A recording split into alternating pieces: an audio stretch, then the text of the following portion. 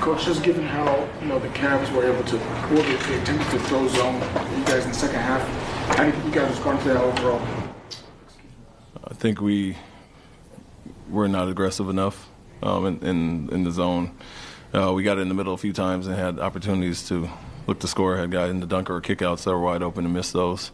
And it kind of bogged us down a little bit. Obviously, 39-point first quarter, 33-point third quarter. They went to zone to slow it down, and we needed to get stops to get out and run a little bit, and didn't really convert in transition, so it allowed them to sit in the zone a little bit. But got some decent looks. Obviously, Fred hit the two big threes. Jalen got some really good looks out of there as well, so you make those a little bit different, and maybe they don't stand as much, but credit to them. We weren't great against it and let them back in the game. On a night where bench points, how important was your bench tonight? It was big. It felt like right from the beginning they came in and gave us some extra juice. Loved the physicality. Tari, Cam, Steven came in with where we were a little flat early, and kind of ramped it up obviously to get that 39-point first quarter. But overall, really good job by all of them. Jay Sean as well guarding, and we needed it tonight. Some guys were a little flat, and the bench gave us a good boost. Kind of to piggyback off of that, even with as well as Jalen has been playing lately, do you think your offense as a whole has become more balanced and well-rounded? Yeah, it has. I think, we in the past, we probably wouldn't survive a night of some guys being a little bit off. And so, I think Amen and Tari and guys being healthy, Steven and what he provides in his own way, obviously aids our offense, and so he gets us all the extra possessions. We had 20 offensive rebounds. They did as well. It's kept them in it, but just extra possessions and the juice and energy they gave us on both ends of the floor. You're up 11 after 3 and had 15 turnovers, and I think they had 21 second chance points. Are you sitting there thinking that this game should be over at this point? We said at halftime the things that hurt us in the first half that allowed them to really be in the game. I think we were up 8 or 9 at half and could have been up 18 or so.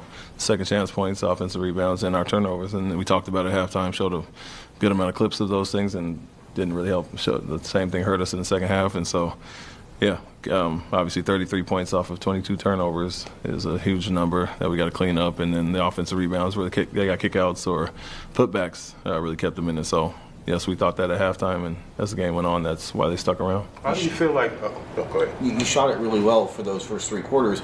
When you're shooting it well, does that maybe allow guys to, lose focus in some of the other areas, start to get comfortable just because they are shooting the ball well? And we talked about that directly today. Over the last 15 or so games, our defense has slipped, I think, to number 13 in that 15 games, but our offense is top 10 now. So we've been really good offensively, and to your point, I think when it's up and down and you're scoring at ease, and sometimes you let go of what made you really good. And so something that we need to get back to. And we did discuss that, the lack of defensive aggressiveness, and kind of talking about the Detroit game specifically, and we wanted to come out and be better tonight.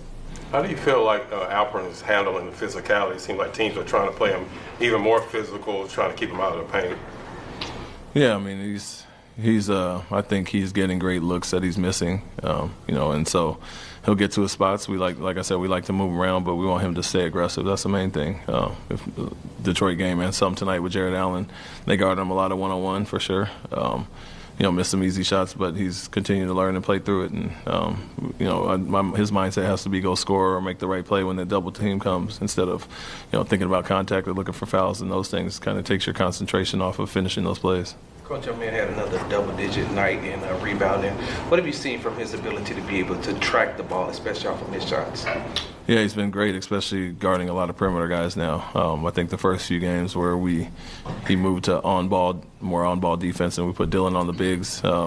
It has to be a conscious effort to go back and rebound. He's guarding all these guards on the perimeter. He has to use his athleticism to go back. So not only when he's guarding bigs or wings and he's already in the dunker in that area where he can use his athleticism, he has to, like I said, be conscious enough to go back and rebound. And I think some of the other guys struggled tonight in general, and he really made up for them. His ability to contest the Mitchell shot at the end without fouling, just how important is that, and how rare of a skill is that to be able to make things that tough on a guy like that? Yeah, it's huge, especially on those catch-and-shoot plays. They ran the same play earlier in the game with the late shot clock where, Mitchell likes to pop the corner and get in. So fact that you're strong enough to kind of take the push off and stay in this pocket a little bit and then jump that high to contest is obviously big. And so, Tari, same thing we like, except he fouled there, toward the end, and want to use your length and contest those smaller guys. Is there a way that Tari can avoid that on that play?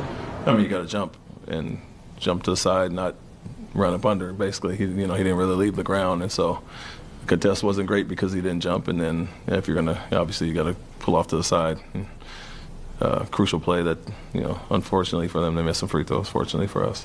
What was your message about a lot of the missed balls loose balls, that the team missed tonight? Yeah, it was more of the same in the first half, and what we saw, it's not only you got to track the ball and find a man. We showed about 5 clips of halftime of us just turning and watching, and guys just going to get those loose rebounds. A team that shoots a lot of threes like they do, there's going to be a lot of long rebounds, so it's not good enough to just turn and look. You got to obviously track the ball, but get a hit on your man first, and so a little bit of both. It can become demoralizing a little bit when you're guarding the initial possession really good, and then giving up 2-3 opportunities. They're going to make one eventually. Coach, how important is Cam's ability to cause havoc, I guess, to force turnovers within the defensive scheme? Cam? Yeah, it's good. It adds to the guys that we already have that do it. Like I've always said, our steal numbers are so high because of my man and Tari and Fred, the guys with good hands and good instincts, and so he's becoming more aggressive on ball as well, or learning when to make a play when a guy's going into a scoring move or the back is turned. And so add him to the list, and obviously that's something we need to generate transition baskets. Thanks, Coach.